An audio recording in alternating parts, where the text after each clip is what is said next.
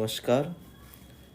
जैसा कि हम पीछे कुछ क्रमबद्ध तरीके से लोक साहित्य या जनपदीय साहित्य के विविध पहलुओं पर बात कर रहे हैं, उसका संक्षिप्त परिचय देते हुए सबसे पहले हमने लोक क्या है या लोक की अवधारणा क्या है उस पर बात किए।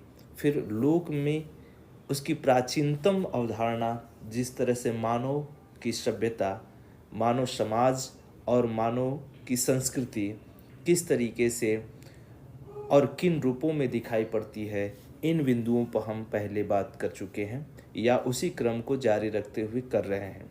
इससे पूर्व हम लोगों ने मानव समाज के विकास क्रम में प्राचीन काल, मध्यकाल और आधुनिक काल, तीन कालों को देख रहे हैं, जिसमें से हम लोगों ने प्राचीन काल के दौरान जो मानवीय समाज है, मानव समाज का स्वरूप हम देख रहे हैं। मानव समाज कि इस मानव समाज का जो स्वरूप है वो प्राचीन काल में किन किन रूपों में दिखाई पड़ता है, तो उसी को हम देख रहे हैं यहाँ पर। तो प्राचीन काल के दौरान हम लोगों ने जंगली जीवन अर्थात घुमंतु जो जीवन था उसको देखा। इसके तत्पश्चात हम लोगों ने बर्बर जीवन देखा। जो बर्बर समाज है, बर्बर जीवन है उसको हम लोगों ने देखा। इसके बाद अब हम सभ्य समाज अर्थात मनुष्य जीवन का जो सभ्यतापूर्ण समाज होगा उसके विषय में हम बात आज करने के लिए आप सबके समक्ष उपस्थित हैं। जैसा कि हम लोगों ने देखा था कि जंगली जो जीवन था वह ज़्यादातर घुमंतु जीवन था। मनुष्य का प्राथमिक वह समय जब वह न तो किसी संसाधन से परिपूर्ण रहा और न ही किसी अस्थायी जनजीवन या अस्थायी निवास के रूप में अपने को पाता है, बल्कि इसके विपरीत वह घुमंतु जीवन अर्थात असभ्य जीवन में अपने को ढालकर जीवन व्यतीत कर रहा होता है। यह हम इससे पूर्व के एक एक वीडियो में देख चुके हैं, एक एक क्रम से इस चीज़ों को बात भी करते आए हैं।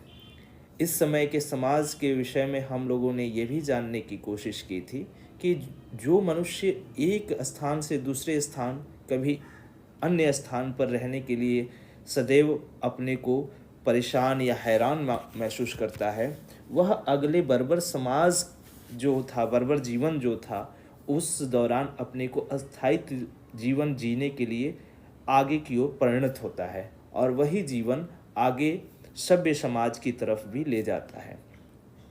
यह सभ्य समाज अगर मूलतः इसे देखने की कोशिश करें तो जिस तरीके से इसका नामकरण हमें दिखाई पड़ता है, तो इससे यह एहसास होता है कि यह निश्चित तौर पर किसी सभ्यता या संस्कृति को बताने की ओर उद्यत है। यह बिल्कुल सत्य है कि इस समय तक सभ्यता और संस्कृति का विकास का प्रथम बिंदु हम पूर्णतः देख पाते हैं, चूँकि यह समाज उस समय की परिस्थितियों को ज़्यादातर इंगित करता है और उस समय के समाज की उन सभी परिस्थितियों जो मनुष्य के जनजीवन, उसकी जीवन शैली, उसके विभिन्न पहलुओं को बताने की ओर कहीं ना कहीं अग्रसर है। यदि हम इस पर विचार करें तो यह समाज ज़्यादातर दास्य समाज यानी दास्य युग के करीब दिखाई देता है। दास्य युग कहने से तात्पर्य है दास्य युग या दास्यता का युग। दास्यता का युग यदि कहा जाए तो हमें यह एहसास होता है कि यह गुलामी का जनजीवन था, गुलाम प्रवृत्ति या गुलाम मानसिकता की ओर इस इशारा कर रहा है। तो ये क्या है, इस पर आज हम विस्तार से बात करेंगे। तो हम पहले यह समझते हैं कि जो सभ्य समाज है, सभ्य जीवन या सभ्य समाज,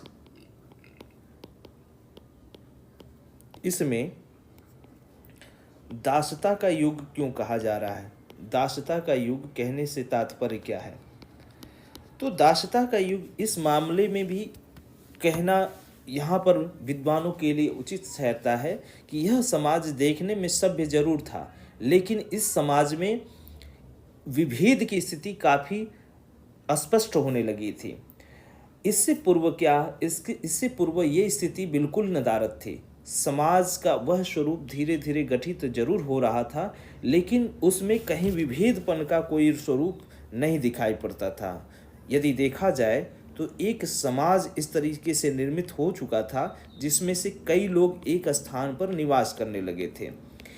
यह अन्य लोगों के का एक समूह जिसमें भिन्न भिन्न विचार प्रवृत्ति के लोग रह रहे थे। विचार या प्रवृत्ति या सोच, ठीक इसी के अनुरूप वे अपनी व्यवहार क्रियाफल कर रहे थे। इससे हम पूर्व जब बर्बर समाज की ओर बात कर रहे हैं तो वहाँ पर भी हम लोगों ने कबीलाई जीवन को देखा था, लेकिन वो कबीलाई जीवन के समय किसी तरह की इस प्रकार की कोई दासत्व का रूप नहीं दिखाई पड़ता। लेकिन कबीलाई जीवन के कुछ अंतिम क्षणों में हम लोगों ने यह बात करते हुए देखा कि जब संपत्ति का अधिकार व्यक्तिगत होने लगा और धर्म का बोलबाला अब प्रचलन होने लगा, इसका प्रचलन चालू हो गया, तो उस समय समाज में कुछ अन्य प्रकार की विकृतियां भी दिखाई पड़ने लगी। जो कबीलाई क्षेत्र समाज था उसमें कुछ विकृतियां भी दिखाई पड़ने लगी, और यही विकृतियां ऊंच नीच का भाव,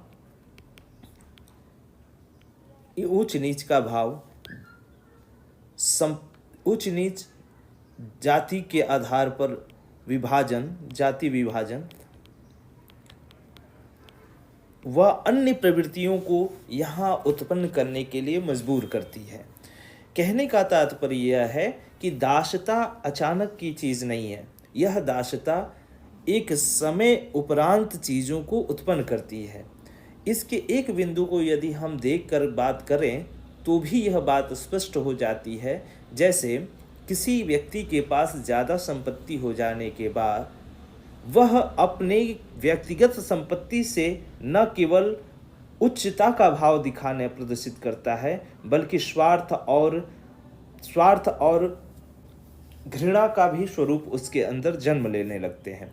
इससे व्यक्ति और व्यक्ति के बीच विभेद की स्थिति देखी जा सकती है। एक व्यक्ति जो अत्यंत धनी है, निश्चित तौर पर इसके अंदर स्वार्थ, उच्चता या श्रेष्ठता का भाव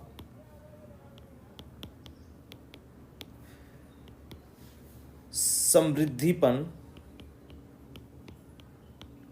ये तमाम तरह के जो इमोशन है, जो भाव है, भावनात्मक स्थिति है, वो इस व्यक्ति के पास देखने को मिलेगी। और जो व्यक्ति गरीब या गुलाम है, अभी गुलामी की स्थिति को न देखें तो ठीक है, गरीब जो है वह निश्चित तौर पर इसका शिकार बनता हुआ दिखाई पड़ेगा।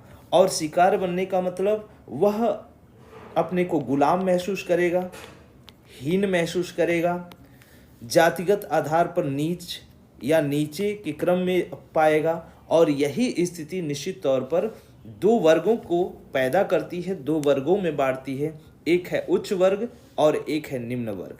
तो ये उच्च वर्ग और निम्न वर्ग की जो स्थिति दिखाई पड़ती है वह निश्चित तौर पर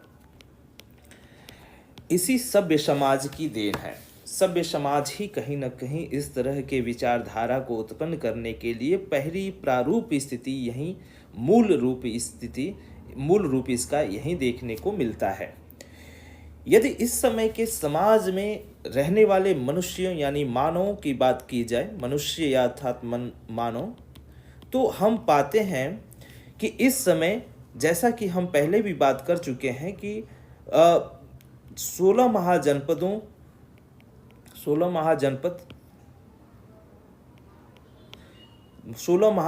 का निर्माण हो चुका था, गण या महाजनपद जिसको हम कहते हैं। और उन गण या महाजनपदों में एक गण हुआ करता था, गण का सर्वश्रेष्ठ व्यक्ति, जिसको अगर हम राजा कहें तो गलत नहीं होगा, वो राजा हुआ करता था और अन्य जो व्यक्ति हुआ करते थे वो उसकी प्रजा के सदृश थे। प्रजा, यह स्वरूप कहीं न कहीं उच्चता और नीचता के भाव को भी प्रकट करता है। जो राजा हुआ करता था वह अपनी शक्ति को बढ़ाने के लिए अनन्य प्रकार के क्रियाकर्म करता था और यह जो कर्म होता था वह उसे उच्चता के भाव की ओर और बढ़ाता जाता था। उसे धनी, स्वार्थी, लालची और अन्य प्रकार के इस तरह के भावों को उत्पन्न करने के लिए काफ़ी था। ठीक इसी प्रकार से जो उसकी प्रजा होती थी वह दीनहीन और अपने को शोषित महसूस करती थी। इन दोनों के अतिरिक्त एक और चीज़ थी, इस प्रजा में कुछ गरीब भी थे, कुछ अमीर भी हुआ करते थे। अमीर का कहने का तात्पर्य कि राजा से कम अमीर, लेकिन एक अमीरपन नहीं। इसके बाद से इसी में गुलाम की प्रवृत्ति, और ये गुलाम राजा के भी हो सकते थे और ये गुलाम इन अमीरों के भी हो सकते थे। और स्त्रियां तो इसी में शामिल हैं। स्त्रियों की तो अलग ही बात है और स्त्रियों पर हम बात करेंगे भी विस्तार से। तो ये एक स्थिति इन समय के समाज में देखने को मिलती है। यही कारण है कि इसमें गुलामी, गरीबी, शोषण, भय, कुंठा, इस तरह की चीज़ें धीरे धीरे दिखाई पड़ेंगी और यही भय और कुंठा दासत्व प्रवृत्ति को उत्पन्न करती है। इसीलिए इस समय के समाज को दासता युग भी कहा जाना स्वीकृत रूप में विद्वानों को उचित लगा और यही कारण है कि इसे दासत्व युग कहा गया है। तो हम लोगों ने ये विचार किया कि इस समय दो प्रकार के जो मनुष्य हैं, जो मानव हैं, वो दो रूपों में देखने को मिलते हैं। एक होता है स्वामी या राजा और दूसरा है गुलाम, दास अथवा प्रजा। प्रजा में सभी आ जाएंगे, जिसमें धनी, किसान, माफ़ी चाहूँगा, धनी के कुछ धनी वर्ग जिनके पास संपत्ति का कुछ अंश दिखाई पड़ता है। इसी में किसान है, धनी जिसमें संपत्ति का कुछ भाग दिखाई पड़ता है, वो लोग कुछ सुदृढ़ होते हैं। इसी में किसान आ जाएंगे। इसी में दास लोग आ जाएंगे, दास या गुलाम लोग, गुलाम वर्ग। इसी में मजदूर तो इस वक्त अभी वह स्थिति नहीं दिखी थी। स्त्रियां आ जाएंगी। वह अन्य लोग जो अन्य इस समय के समाज में रह रहे थे वो सभी लोग आ जाएंगे। तो ये स्थिति इस समय के समाज में रहने वाले मनुष्यों की दिखाई पड़ती है और यही कारण है कि इस समय का जो समाज है वो कुछ अलग तरीके से अपने को पाता है। अगर समाज की जहाँ तक हम बात करें तो इससे पूर्व हम लोगों ने देखा था कि मातृशतात्मक समाज से पितृशतात्मक समाज की ओर झुकाव आ रहा था और इस समय तो बिल्कुल ही पितृशतात्मक समाज का पूर्णतः विकास हो चुका था। अर्थात पितृशतात्मक समाज में पिता की महत्वपूर्ण भूमिका थी और यही पिता वंशानुक्रम को जन्म देता है। वंशानुक्रम चीज़ों का चलना, अर्थात पुत्र सर्वेसर्वा होता था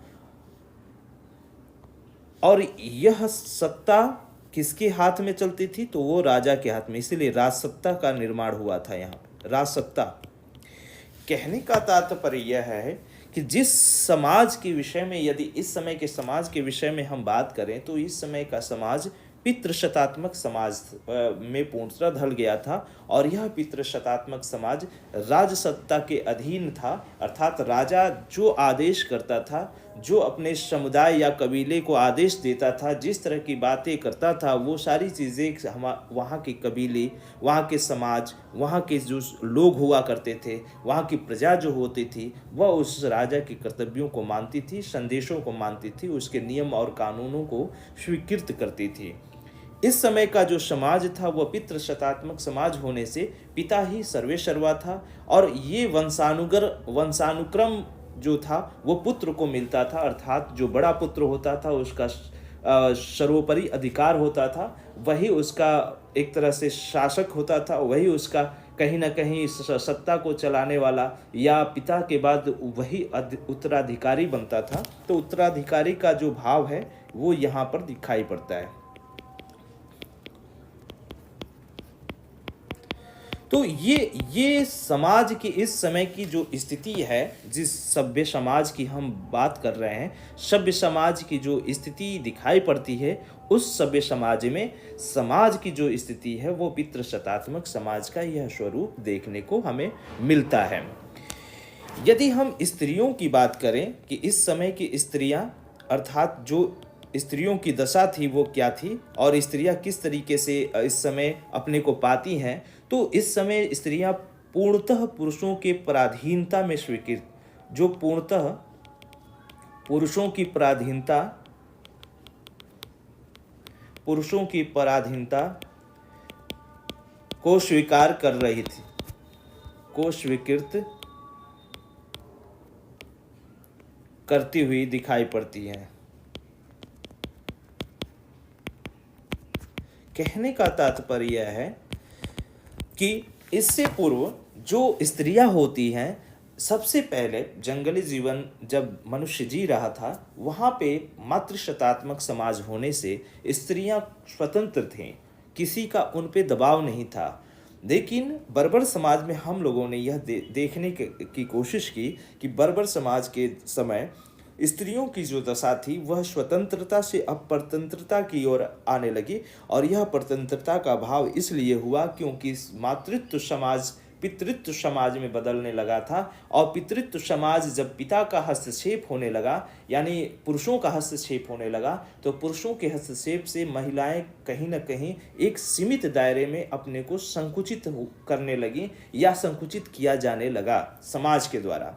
और यह संकुचन का स्वरूप इतना विकृत हो गया, इतना बढ़ गया कि आगे जब सभ्य समाज पर हम बात करते हैं, यहाँ तो अनेक प्रकार के नियम, सिद्धांत और तमाम तरह के जो बंधन हैं वह गढ़े जाने लगे, और यहाँ स्त्रियां बिल्कुल ही एक सभ्य जीवन जीने के लिए, सभ्य अर्थात समाजोपयोगी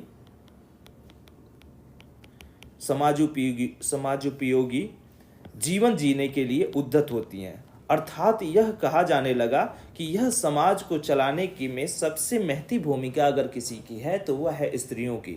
इसलिए स्त्रियों का विचार, व्यवहार, उनका चारित्रिक स्वरूप, उनका रहन सहन, ये सभी कुछ उनके केवल स्वरूप पर निर्भर नहीं, बल्कि उनके सारे विचारों, सिद्धांतों व समाज के अनुकूल क्रिया पद्धतियों पर भी निर्भर किया जाने लगा। यही कारण है कि स्त्रियां इस समय के समाज में अपने द्वंद्वात्मक स्थिति की सर्वोपरि दृष्टि में पाती हैं, क्योंकि वह एक ओर तो सामाजिक बंधनों में बंधती हुई महसूस करती हैं, तो वहीं दूसरी ओर अपने उस बनाए हुए जंजाल, जिसको परिवार कह सकते हैं, जिस समाज का एक छोटा सा रूप देखने को मिलता है, उसमें जकड़ती जाती हैं, और यही जकड़न उसे आगे भी बंधनों से मुक्त होने में कहीं भी परेशानी के रूप में दिखाई पड़ता है। तो ये स्थिति निरंतर बढ़ती गई, और यही बंधन स्त्रियों को जकड़ता हुआ दिखाई पड़ा, और आज भी उस जकड़न की स्थिति स्त्रियां बखूबी महसूस करती हैं। तो स्त्रियों का दायरा न केवल कम कर दिया गया, बल्कि उसे केवल चार दीवारी अर्थात घर के अंदर की क्रिया पद्धतियों के भीतर ही रहने के लिए उद्यत किया गया। यह उद्यत कई नियमों और कई इस तरह के कानूनों के बंधनों को लागू करते हुए भी बताया गया, और उनके कर्तव्य, उनके कार्य, उनके एक अच्छा स्त्री बनने और एक अच्छा गृहिणी बनने के उद्देश्यों को ढालते हुए, उसके नियम सिद्धांतों को बनाते हुए भी कहीं ना कहीं उन्हें प्रोत्साहित किया गया। यही स्थिति आप आगे देखेंगे कि पर्दा प्रथा, सती प्रथा, बाल विवाह और तमाम तरह की विकृतियों को उत्पन्न करते हुए दिखाई पड़ेगी। तो ये दासता का युग कहीं ना कहीं समाज में एक तरह से समाज का विस्तृत रूप देने के लिए जहाँ दिखाई पड़ता है, वही समाज में मानव और मानव के बीच विभेद करना, स्त्रियों के बीच कहीं ना कहीं गुलामी या पराधीनता का स्वरूप उत्पन्न करना, उन्हें परतंत्र बनाने की ओर तथा उनके क्रिया पद्धति में जटिलता को ग्रहण करने की ओर कहीं ना कहीं उद्यत होता है। और यही यही समय होता है जब मनुष्य में एक विभेदपन उत्पन्न होता है, तो वहीं पुरुषों में अलग और महिलाओं में अलग इस सारी चीज़ों को देखा जा सकता है। अगर हम विवाह विवाह परंपरा की यदि बात करें, तो विवाह परंपरा इस समय जो दिखाई पड़ता है वह वर्णों के अनुरूप दिखाई पड़ता है। यदि हम समाज में एक चीज़ देखने की बात करें, जैसे हमने कहा भी था कि राजसत्ता की एक स्थिति दिखाई पड़ी थी, तो यहीं पर हम लोगों ने वर्णों में समाज को बढ़ते हुए देखा। अर्थात अब यहाँ पर जो 4 वर्ण हमारे ग्रंथों में वर्णन भी किया गया है, 4 वर्णों का, जिसमें से ब्राह्मण, क्षत्रिय, वैश्य तथा शूद्र, इन 4 वर्णों का जिक्र जो हम देख पाते हैं वो यहीं पर बनने लगा था। और यह विभेद कहीं ना कहीं व्यक्ति और व्यक्ति के बीच में अंतर डालने या अंतर करने की ओर बहुत बड़ा एक इफेक्ट के रूप में दिखाई पड़ता है। जब विवाह की बात की जाती है तो इससे पहले स्त्री और पुरुषों के रूप में विवाह का एक स्वरूप दिखाई देता था, एक बंधन जो होता था वो देखने को मिला था। लेकिन अब विवाह का स्वरूप यहाँ वर्णों का स्वरूप माना जाने लगा। अर्थात जो वर्ण है, वर्णों के अनुसार विवाह कार्य का होना। अर्थात कहने का तात्पर्य यह है कि जो वर्ण है, जैसे ब्राह्मण वर्ण है, तो ब्राह्मण वर्ण केवल ब्राह्मण वर्ण में ही विवाह करे, ऐसा नियम या पद्धति बनने लगा था। वह दूसरे वर्ण में या दूसरे जाति समुदाय में अपनी विवाह पद्धति को नहीं कर सकता, क्योंकि इस समय के समाज में ये सारी चीज़ें बनने लगी थी। और यह गठन कहीं ना कहीं समाज में जकड़न को उत्पन्न करती है, एक विभेदपन को उत्पन्न करती है। और यही विभेदपन कहीं ना कहीं विवाह पद्धति में स्त्रियों की अत्यंत घृणित दशा को उत्पन्न भी करती है। एक तरफ स्त्रियां जहां अपने समाज में अत्यंत हीनता की भावना में ग्रसित पाती हैं, वहीं दूसरी ओर अनेक बंधनों में ग्रसित पाती हैं। अर्थात जो स्त्रियां हैं, पुरुषों के लिए अभी भी कोई 2-3 जगहों पे ये वर्णन है कि पुरुषों के लिए भी एक अच्छे पुरुष या एक अच्छे पिता या एक अच्छे पति बनने की ओर कहीं ना कहीं कुछ सिद्धांत हमारे जो चिंतन धारा या विद्वान लोग रहे, जो ऋषि मुनि हुआ करते थे, उनके द्वारा बताया गया। लेकिन अगर स्त्रियों पर बात की जाए तो ज़्यादा से ज़्यादा बंधन या जकड़न स्त्रियों के ऊपर लादे गए। और यह कहा गया कि स्त्रियां ही समाज को एक व्यापक स्वरूप देने, वंश को बढ़ाने और कहीं ना कहीं इस सामाजिक परंपरा को आगे बढ़ाने के लिए उत्तरदायी होती हैं। इसलिए यदि किसी भी समाज की स्त्रियां सुदृढ़ हो, व्यवस्थित हो, विचारों में कहीं ना कहीं दूरदर्शी हो, तो निश्चित तौर पर उस समाज का उत्तरोत्तर विकास निश्चित होता है। यही कारण है कि स्त्रियों को के पक्ष में या विपक्ष में लेकर अनेक प्रकार के नियम और सिद्धांत गढ़ा जाते रहे हैं, और वह निरंतर आगे भी हमें देखने को मिलते हैं। तो स्त्रियों की जो दशा है, निश्चित तौर पर इससे पूर्व जो दशा थी उससे कहीं हटकर दिखाई पड़ती है। और इस समय स्त्रियां पूर्णतः पराधीनता की भावजाल में फंसती हुई दिखाई पड़ती हैं, और वह इस तरह से ग्रसित हो जाती हैं जिससे वह निकल पाना न तो उनके बस की बात रही और न ही वो प्रयासरत ही करती हैं। यदि हम संपत्ति पर बात करें तो संपत्ति प्रत्येक युग के लिए, प्रत्येक समाज के लिए एक बड़ी चीज़ हुआ करती थी। जैसा कि हम जंगली समाज में देखें तो संपत्ति का एक स्वरूप बहुत छोटा स्वरूप दिखाई पड़ता है, क्योंकि उस समय न तो पशुपालन हुआ न तो कृषि का कोई उदय हुआ था। तो इस तरीके से इस समय के समाज में संपत्ति का कोई उस तरह का बड़ा स्वरूप देखने को नहीं मिला था। लेकिन बर्बर समाज में हम लोगों ने ये पाया कि जब मनुष्य स्थायी जनजीवन जीने लगा तो वह कृषि की ओर उद्यत हुआ, कृषि कार्य करने के लिए परिणित हुआ, और वह कृषि कार्य करते करते धीरे धीरे वो पशुपालन भी करना अच्छी तरीके से सीख लिया। यह पशुपालन कहीं ना कहीं उसे अन्य प्रकार की चीज़ों पर भी उद्यत करती है, जैसे कृषि और पशुपालन उसकी संपत्ति का एक हिस्सा है जो पहले से चला आता था।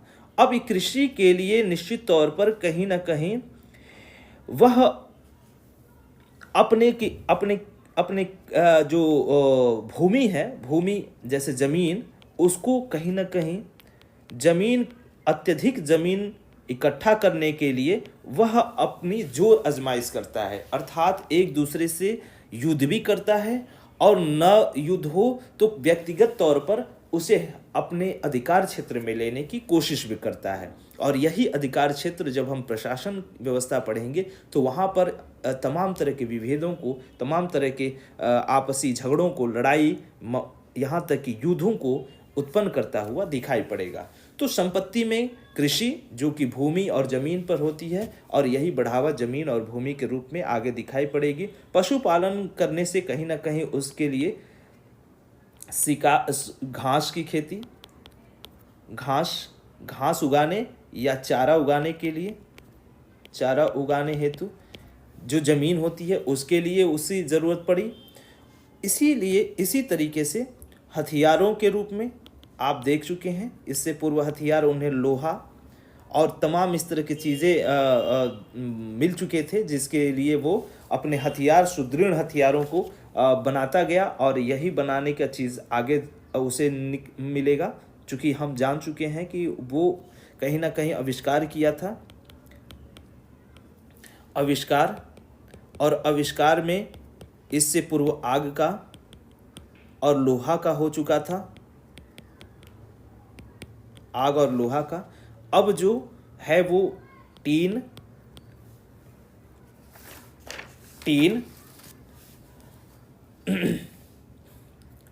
का हुआ, तांबा का हुआ। ये सारे अधिकार, ये जितने आविष्कार हुए, ये उसे हथियार बनाने में कहीं ना कहीं निपुणता तो पैदा करते हैं।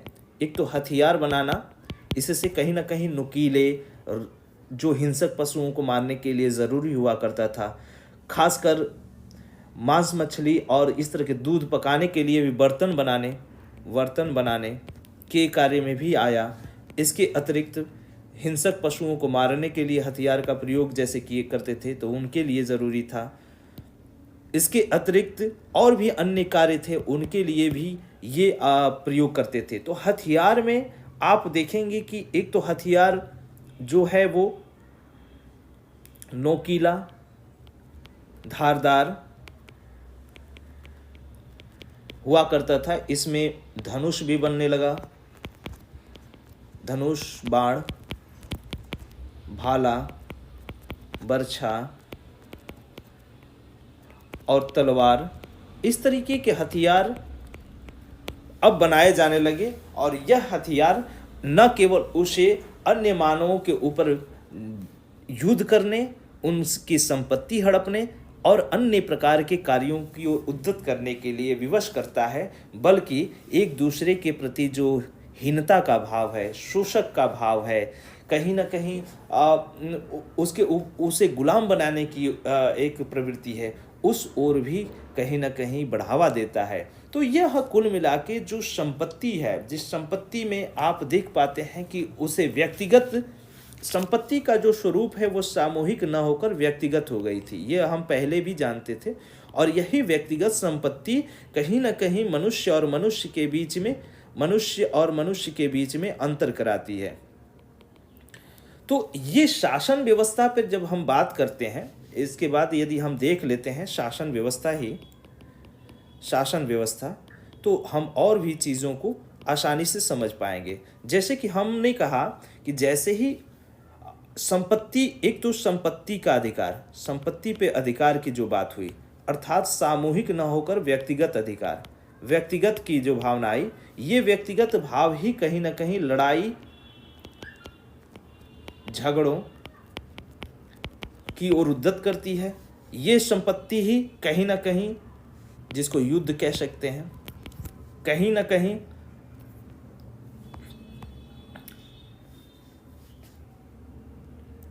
जमीन को लेकर हो सकती है।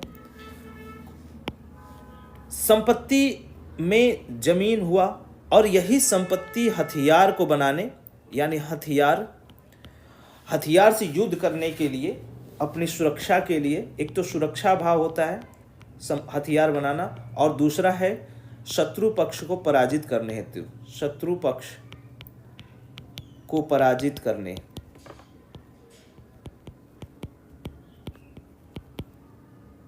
शत्रु पक्ष को पराजित करने। तीसरा है जैसे खुखार पशुओं से बचाव हेतु।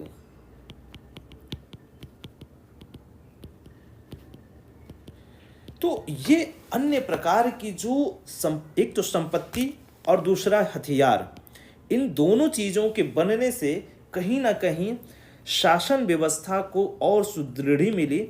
और हम जैसा कि जान चुके हैं कि इस समय राजा या शासक या स्वामी का उत्तराधिकार हो चुका, अर्थात एक तरफ वह शासक निर्मित किया जाता है कोई व्यक्ति, और उसका एक स्वरूप दिखाई पड़ता है जिसमें वह प्रशासन का कार्य करेगा। प्रशासन यानी प्रजा के ऊपर शासन करना, प्रशासन का कार्य, और यह प्रशासन का कार्य वह प्रजा के ऊपर करेगा। और यही प्रजा जो वो धन इकट्ठा करेगी, वो संपत्ति इकट्ठा करेगी, या वह अनाज इकट्ठा करेगी, या किसी तरह का क्रय विक्रय करेगी, वह इसे ऋण देगी, वह टैक्स देगी, जिसको आज की भाषा में हम टैक्स कहते हैं। तो ये धीरे धीरे प्रचलन आगे हम देखेंगे, धीरे धीरे ये सारी पद्धतियाँ चालू होंगी, धीरे धीरे ये सारी चीज़ें एक एक करके आती जाएंगी। सबसे पहले अगर शासन व्यवस्था देखें, जो सभ्य समाज की शासन व्यवस्था थी, तो हम यह जान चुके हैं कि इस समय एक व्यवस्था को सुचारू रूप देने के लिए या व्यवस्था को सुदृढ़ चलाने के लिए एक शासक वर्ग की नियुक्ति की जाती है। और वह शासक वर्ग प्रजा के ऊपर, जो प्रजा होती थी, जो कबीला होता था, जो गण होता था, जो राज्य होता था, उसके ऊपर सुचारू रूप से, सुव्यवस्थित रूप से शासन करता था। और वो शासन अपने अन्य प्रकार के निर्मित अनुयायियों द्वारा या प्रतिनिधियों द्वारा या कहीं ना कहीं नियुक्त जो पदाधिकारी होते थे उनके मार्फत से करता था।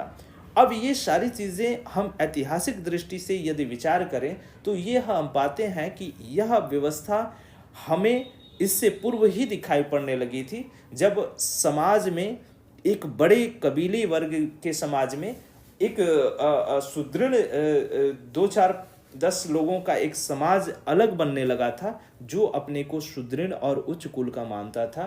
तो आगे धीरे धीरे यह इतना विकसित होता गया कि यह अपने आप में कुछ अलगाव के रूप में दिखाई पड़ने लगा, या अर्थात एक तरफ वह वर्ग दिखाई पड़ने लगा जो अपने को धनी या संपन्न समझता है, अर्थात शक्ति जिसके पास होती है, जिसके पास संपत्ति होती है। और दूसरा एक वर्ग यह दिखाई पड़ता है जो अत्यंत गरीब, अत्यंत भयावह, अत्यंत शोषित और अत्यंत निम्न स्तर पे होता है, जिसका रोजमर्रा के जीवन में अत्यंत कहीं ना कहीं गुलामी का जीवन जीता हुआ, शोषण का जीवन जीता हुआ, कहीं ना कहीं निर्धनता का जीवन जीता हुआ दिखाई पड़ता है। तो इस तरह की जो भी स्थिति यहाँ पर शासन व्यवस्था में देखने को मिलती है, यह एक तरफ तो जहाँ शासन व्यवस्था में सबल व्यक्ति अर्थात जो संपन्न थे, जो धनी वर्ग हुआ करते थे,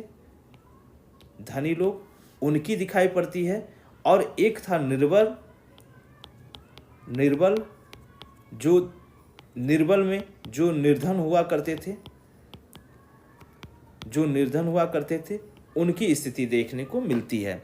यही चीज़ आगे धीरे धीरे जो व्यक्तिगत संपत्ति के रूप में आई थी, वह धीरे धीरे एक बड़े व्यापक स्तर पे शासन व्यवस्था की नींव रखती है, और वह शासन व्यवस्था कहीं न कहीं अनेक प्रकार के प्रशासनिक इकाइयों के रूप में देखने को भी मिलती है। और यही प्रशासनिक इकाई आगे चल के राजा अर्थात स्वामी, फिर प्रशासन जिसमें अनेक प्रकार के जो मंत्री होंगे, जो सेनापति होगा, सेनापति, उपसेनापति, सैनिक। अब ये सैनिकों में घुड़सवार सैनिक, हाथी सैनिक, अश्व सैनिक, अनेक प्रकार के जो सैनिक होंगे, इन सभी रूपों में दिखाई देगा, बढ़ता हुआ दिखाई देगा। और ये सभी किसके ऊपर शासन करेंगे? तो ये लोग सभी गांव अर्थात प्रजा के ऊपर शासन करेंगे। तो ये एक रूप जो शासन व्यवस्था का इस समय धीरे धीरे जो बन रहा था, वह एक विकसित रूप में बनता हुआ दिखाई पड़ता है। और यही विकसित रूप हमें आगे आज के समय में भी देखने को मिलता है, जिसका हम आज लोकतंत्र में भी उसी स्वरूप के कहीं न कहीं बदलते स्वरूप को हम अपने आसपास देखते हैं, अपने शासन व्यवस्था में देखते हैं। तो शासन व्यवस्था का यह सुदृढ़ रूप हम सभ्य समाज के समय से पाते हुए आज महसूस भी कर रहे हैं। अब हम इस समय की संस्कृति की जहाँ तक बात करें, तो यह स्पष्ट हो चुका है कि जब समाज हमारा समाज वर्णों में बदल गया। यह ध्यान रखना है कि अभी किसी धर्म संप्रदाय का यहाँ जिक्र नहीं होगा, क्योंकि हमारा समाज धीरे धीरे केवल उच्च और नीच और अन्य जो सिर्फ वर्णों का जो विकास हुआ था, जैसा कि हम जान पाते हैं, वो है कला के रूप में। पहला है कला के आधार पर। यदि कला के आधार पर देखें तो यह कला के आधार पर जो जिस शिल्प या कला में निपुण होता था, उसे उसी जाति के अनुरूप स्वीकृति मिल जाती थी। जैसे अगर कोई लोहे का कार्य करने में ज़्यादा निपुण होता था, उसे लोहे का वर्ण निर्मित हो जाता था लोहार का एक तरह से जाति निर्मित कर दी जाती थी। कहने का तात्पर्य है वर्ण अपनी कला के अनुसार जातियों का विभाजन यानी जातियों का निरूपण कर दिया गया। अब यहाँ जातियाँ भी निर्मित होने लगी। उसी के आधार पर समाज में जातियाँ बनी, और यही जातियाँ आगे चलकर हमारी संस्कृति में अनेक प्रकार की विविधपन को दिखाती हैं। संस्कृति की जब हम बात करेंगे तो एक पारिवारिक स्थिति भी देखने को मिलती है, और ये परिवार में निश्चित तौर पर पुरुष भी होते हैं और महिलाएं भी होती हैं। तो जहाँ तक हम जातियों वर्ण दो प्रकार के लोग हमें दिखाई पड़ते हैं, एक है वर्ण और एक है महिलाएं। इस वर्ण में पुरुष और स्त्री दोनों हैं। चूंकि हम लोक साहित्य पढ़ रहे हैं, तो हमारा लोक साहित्य ज़्यादा किसके करीब दिखाई पड़ता है, उसमें यदि हम बात करें तो ये वर्ण में जो वर्ण अत्यंत गरीब, निर्धन, निम्न जाति, गरीब, किसान, गुलाम, दास इत्यादि जीवन जीता हुआ दिखाई पड़ता है, उसके काफ़ी करीब होता है। क्योंकि इन्हीं के बीच में, इन्हीं के जनजीवन में, इन्हीं के रोज़मर्रा के जीवन में जो चीज़ें निर्मित हुई, जो चीज़ एक मूल मौखिक रूप में दिखाई पड़ी, वही एक विकसित या विस्तृत रूप धारण करते हुए लोक साहित्य का रूप बनती गई। तो ये एक तो वर्ण हो गया, और दूसरी हो गई महिलाएं। इस महिलाओं में उच्च जातियां भी हैं, उच्च जाति की महिलाएं, और निम्न जाति की भी महिलाएं हैं। उच्च जाति की महिलाओं में अगर हम बात करें तो वो अपने पारिवारिक जनजीवन के जंजाल, जिसमें वह फंसकर अपने को असुरक्षित तो महसूस करती ही हैं, साथ ही वह स्वतंत्रता के जनजीवन से अपने को सदैव ग्रसित पाती हैं। जितने नियम कानून बंधन समाज द्वारा बनाए गए वो सभी इन्हीं प्रकार की महिलाओं के लिए गढ़े गए।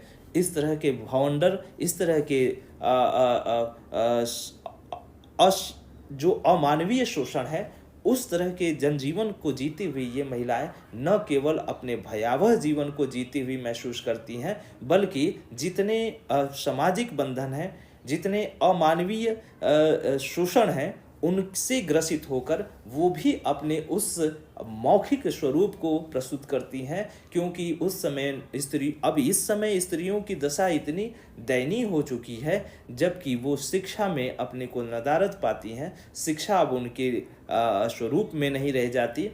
अब न तो वो शिक्षा ग्रहण कर सकती हैं और न ही शिक्षा का कोई मूल उनके आसपास भी दिखाई पड़ता है। तो यह स्त्रियां अपने परिवार में ही फंसकर, उलझकर और उसी के इर्द गिर्द अपना जनजीवन जीती हैं और उसी में अपनी अंतिम परिणति भी करती हैं। दूसरी तरफ एक निम्न जाति की जो स्त्रियां होती हैं, महिलाएं होती हैं, वो तो एक उच्च जाति के पुरुष और महिलाओं के द्वारा शोषित होती ही हैं, बल्कि साथ ही वह अपने समाज जो निम्न जाति का समाज होता है उनसे भी प्रभावित होती है, उनसे भी परेशान होती है, उनसे भी कहीं ना कहीं शोषित होती है। तो ये पूरी की पूरी प्रक्रिया संस्कृति को भी डेवलप करती है। यही कारण है कि इस समय की जो संस्कृति है उसमें कई प्रकार के विभेद देखने को मिलते हैं। अर्थात कहने का तात्पर्य यह है कि खान पान, रहन सहन,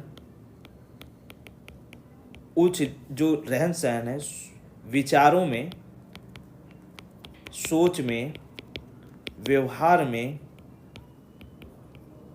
भाषा में, इन सभी चीज़ों में हमें विभेदपन दिखाई देता है। और ये विभेदपन कहीं ना कहीं उन्हें अलग अलग जनजीवन जीने के लिए, अलग अलग तरह से अपने अपने जीवन को व्यतीत करने के लिए कहीं ना कहीं प्रभावित करता है, कहीं ना कहीं उद्वेलित करता है। और यही उद्वेलनपन स्त्रियों में, पुरुषों में, यहाँ तक कि वर्णों में बटे इस समाज में हमें देखने को मिलता है। और यही सभ्य समाज में संस्कृति का रूप दिखाई पड़ता है।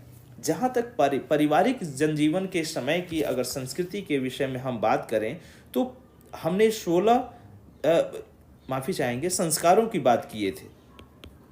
जो हिंदू संस्कृति है, हिंदू, उसमें संस्कार की एक महती भूमिका थी। और यह संस्कार उच्च जाति, जो उच्च या श्रेष्ठ जातियां होती थी, उनके आसपास ज़्यादा देखने को मिलती है। क्योंकि ऐसा मानक था कि बच्चा जब गर्भ में था तो उसके लिए कहीं ना कहीं सुरक्षित जनजीवन या उसके जन्म की एक अच्छी परवरिश हो, उसका कहीं ना कहीं व्यवस्थित जीवन प्राप्त हो, इसके लिए यज्ञोपवीत किया जाता था, यज्ञ कार्य किए जाते थे, कुछ आनंदित कार्य भी किया जाता था, जिससे समाज में एक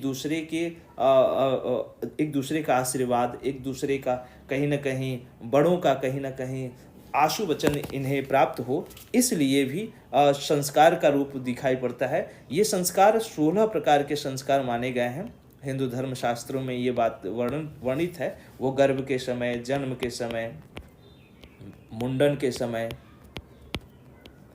शिक्षा प्राप्त करने के समय, नामकरण इसी में एक है, नामकरण समय, शिक्षा प्राप्त करने के समय, यज्ञोपवीत के समय,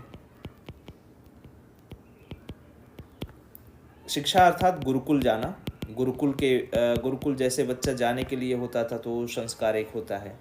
इसके बाद विवाह होता था, गुरुकुल से आना यानी गृहस्थ आश्रम, गृहस्थ जीवन में प्रवेश एक होता था विवाह। इसी तरीके से अन्य प्रकार की चीज़ें बताई गई हैं। और फिर अंतोगत्वा जो अंतिम संस्कार होता था वो मृत्यु पर्यंत संस्कार दिया जाता था। तो इस तरीके की जो भी संस्कृति हमारे समाज में विद्यमान रही, वो हमारे समाज में कहीं न कहीं एक हमारे समाज की उस दशा को भी बताती है, जिससे हम आज उन सभी चीज़ों का अनुभव कर पा रहे हैं जो उस समय के समाज में घटित हुई। तो कहीं न कहीं संस्कृति हमारे आज के विनम्रता या समाज के उन पहलुओं को खोलती हुई नज़र आती है, और यही स्थिति आज हम देखने की ओर उद्यत होते हैं या देख पाते हैं। तो संस्कृति का यह स्वरूप हम देखते हैं। यहीं भाषा की यदि बात करें तो हम पहले भी बात कर चुके हैं कि भाषा सांकेतिक से कहीं न कहीं मौखिक बनी। अब ये समय इन दोनों से ऊपर की थी। इन दोनों से ऊपर कहने का तात्पर्य है कि अब भाषा लिपि का रूप ले चुकी थी, और लिपि का रूप लेने से कहीं न कहीं लिखित भाषा का स्वरूप भी हमें दिखाई पड़ने लगा था। कहने का तात्पर्य यह है कि जो भाषा हम मौखिक से कुछ ऊपर उठकर जब मौखिक रूप में बोली जाने लगी, जब वर्णों का विकास धीरे धीरे किया जाने लगा और यह स्पष्ट होने लगा कि यह वर्ण जैसे क वर्ण है, क वर्ण क की ध्वनि को उत्पन्न कर रहा है, इसीलिए यह निश्चित कर दिया गया कि यह क वर्ण ही है। तो यह लिपि भी एक कुछ समय बाद लिपि का रूप भी लेने लगी, और जैसे ही लिपि का रूप लेने लगी तो यह लिपि कहीं ना कहीं लिखित भाषा की ओर इंगित करती है, यानी लिखित भाषा को जन्म देती है। तो कुल मिला के यह सभ्य समाज सांकेतिक, मौखिक और लिखित भाषा तीनों को तीनों के एक व्यापक फलक को व्यवस्थित करने या लोगों के बीच से उत्पन्न करने की ओर उद्यत होती है, दिखाई पड़ती है। जहाँ तक यदि हम धर्म की बात करें, धर्म की यदि हम बात करते हैं तो हम यह देख चुके हैं धार्मिक स्तर पर इससे पूर्व कि हम इससे पूर्व जो धर्म का स्वरूप था वह केवल बाहरी आडंबराओं के हिसाब से दिखाई पड़ता था, लेकिन यहाँ धर्म वर्ण में तब्दील हो जाने से समाज का यहाँ पुरोहित वर्ग का उदय होता है। अर्थात पुरोहित वर्ग के उदय होने से धर्म का स्वरूप अलग अलग बदलता है, और यह चमत्कार रूप लेगा। चमत्कार के रूप में डर या भय जिसके प्रति आसक्ति उत्पन्न कराएगा, शक्ति को प्रदर्शित करती है, और यही प्राकृतिक पूजा, शक्ति अर्थात प्रकृति की, मानव की, यही कर्मकांड करने के लिए उद्वेलित करेंगे। कुल मिला के अगर हम बात को समझें तो वर्ण जब निर्मित हो जाता है, यानी 4 वर्ण बन जाते हैं, तो ये चारों वर्णों में सबसे सर्वश्रेष्ठ वर्ण था वो ब्राह्मण वर्ण, और यह ब्राह्मण वर्ण का ही एक रूप है पुरोहित वर्ग।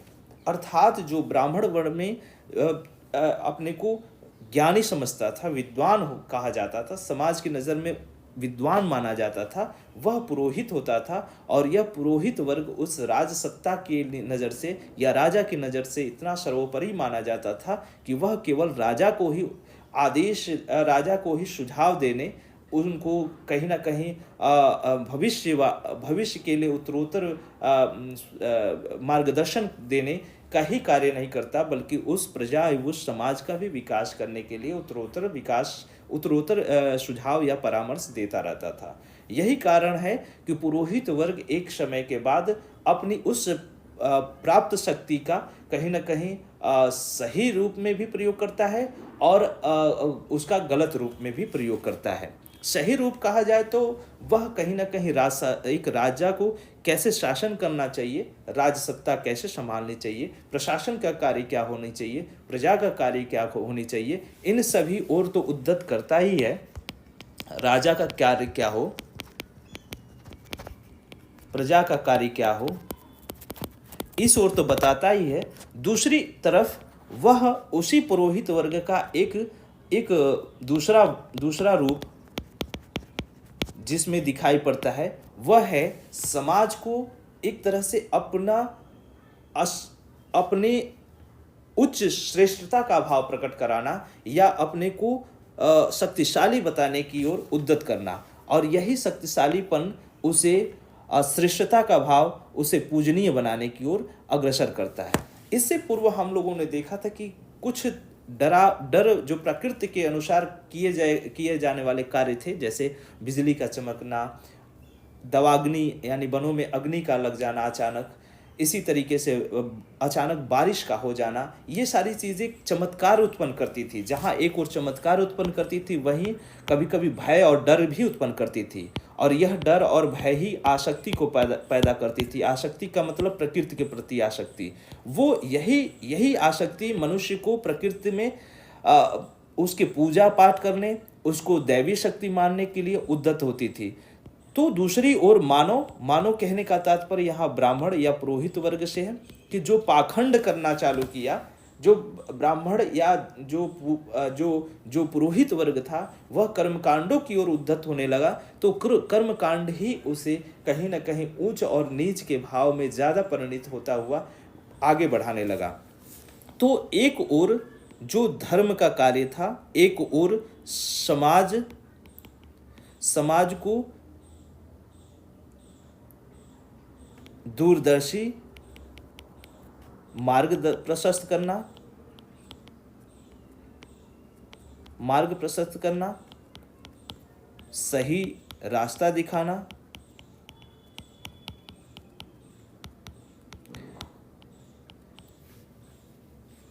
तो वहीं दूसरी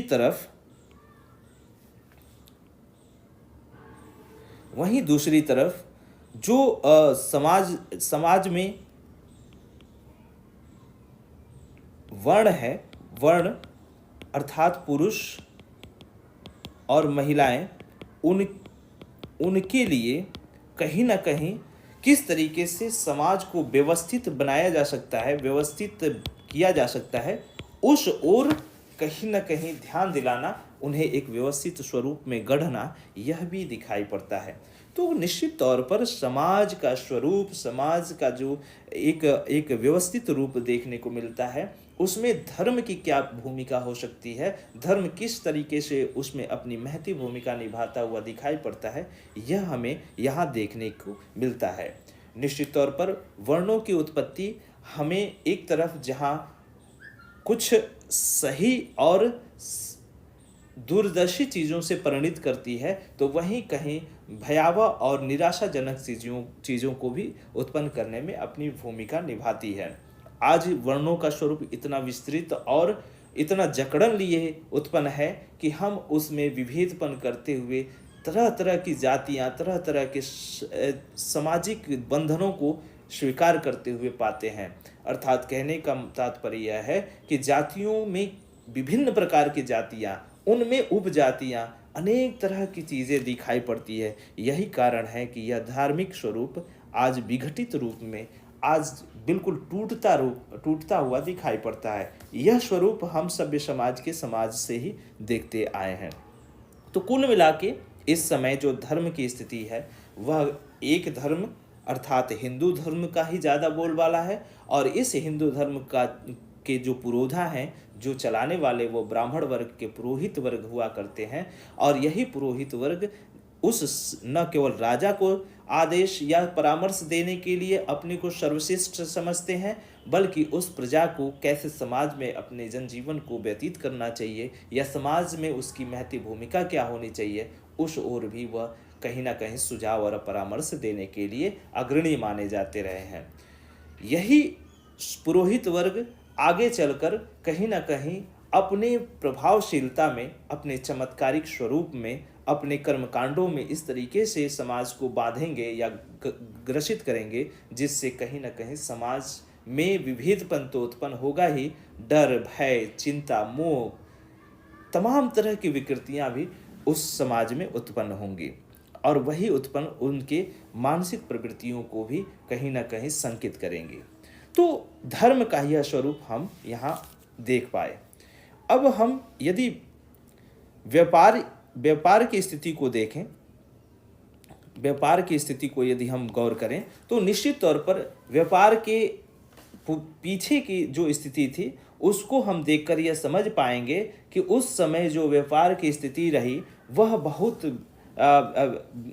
व्यवसाय थी, व्यापार या व्यवसाय, वह बहुत सुदृढ़ तो नहीं थी, लेकिन जो उनके पास संपत्ति थी उसी का आदान प्रदान एक समाज से दूसरे समाज, एक व्यक्ति से दूसरे व्यक्तियों के बीच की जाती थी। अर्थात इस व्यवसाय में कहीं ना कहीं अनाज था, हाथ से बनाए हुए वस्तुएं थी, हाथ से बनी वस्तुएं,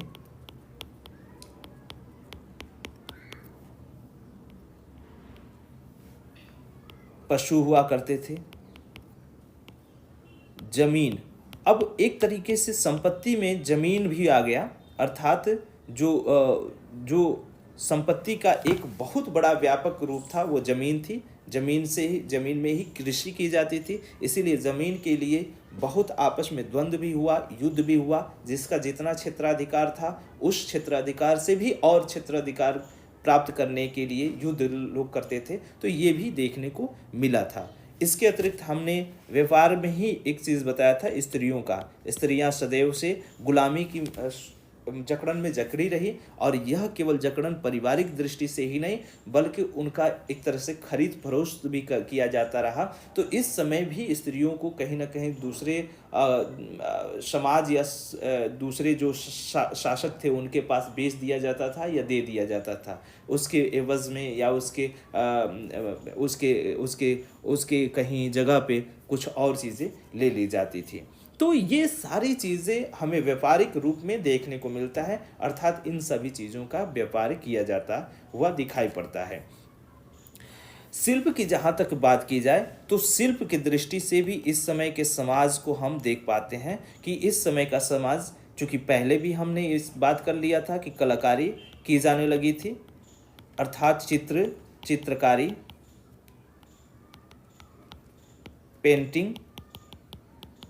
पेंटिंग करना, चित्रकारी करना। जैसे चित्रकारी में हम देखेंगे तो कुम्हार होते थे वो घड़े बनाते थे। कुम्हार जो होते थे वो मिट्टी के घड़े यानी बर्तन बनाना, मिट्टी के जो बर्तन हुए थे, धातु की ढलाई भी की जा रही थी। इसी तरीके से मकान की जो निर्माण होता था, मकान बनाना,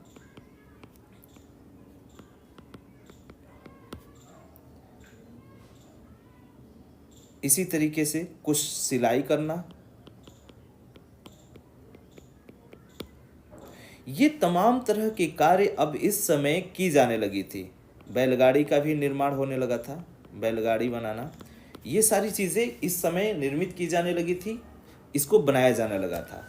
और यह आपको एक जानने की बहुत ज़्यादा ज़रूरत है कि यह कहीं ना कहीं पेशानुरूप यहीं से जातियां भी निर्मित की गई, यानी जातियों का कहीं ना कहीं विभाजन या जातियों का गठन इसी पेशा के अनुरूप किया जाने लगा। कुल मिलाकर इस समय का जो सभ्य समाज, जिसको हम सभ्य समाज कहते हैं और जिसे हम दासत्व युग भी कहते हैं, इस समय के समाज में जो प्रशासन व्यवस्था है, जो सामाजिक ढांचा है, जो संस्कृति का विकास है, जो धार्मिक एक तरह से आडंबर है या धर्म का विकास दिखाई पड़ता है, जो शिल्प है, व्यापार है, वो सभी का सभी कहीं ना कहीं एक सुदृढ़ स्वरूप को तो दिखाता ही है। इसके अतिरिक्त कहीं ना कहीं वह उन सभी खामियों को भी हमारे सामने उपस्थित करता है, जिसका एक स्वरूप बनता हुआ दिखाई पड़ता है, और वही स्वरूप आगे चलकर मनुष्य और मनुष्य के बीच विभेद उत्पन्न करता है, स्त्री और पुरुष के बीच विभेद उत्पन्न करता है, उच्च जाति और निम्न जाति के बीच विभेद उत्पन्न करता है। यही विभेद कहीं ना कहीं लोक को उत्पन्न करता है, और वो लोग अपने जनजीवन या अपने संस्कृति या अपने सभ्यता को जीता हुआ आगे हम देख पाएंगे। और यही जनजीवन आज जब हम एक साहित्य के रूप में पाते हैं, एक साहित्य में कहीं ना कहीं बधे हुए रूप में देखते हैं, तो हम कहते हैं कि वह साहित्य लोक का साहित्य है, अर्थात लोक साहित्य है। तो कुल मिलाकर अगर हम इस सभ्य समाज पर एक नज़र दौड़ाएं तो हम आसानी से कह सकते हैं कि यह सभ्य समाज निश्चित तौर पर आज के समाज जो हिंदू समाज है उस समाज का प्रारंभिक दौर दिखाई पड़ता है। प्रारंभिक दौर है क्योंकि इस समय का समाज अभी बन रहा है, निर्मित हो रहा है, जो कल के लिए भी दिखाई पड़ेगा। तो हम आज यहीं तक बात करेंगे। अगले क्लास में अगले प्रकार के जो भी इसके आगे के विचार हैं, जो भी आगे की चीज़ें हैं, हम उस पे बात करेंगे।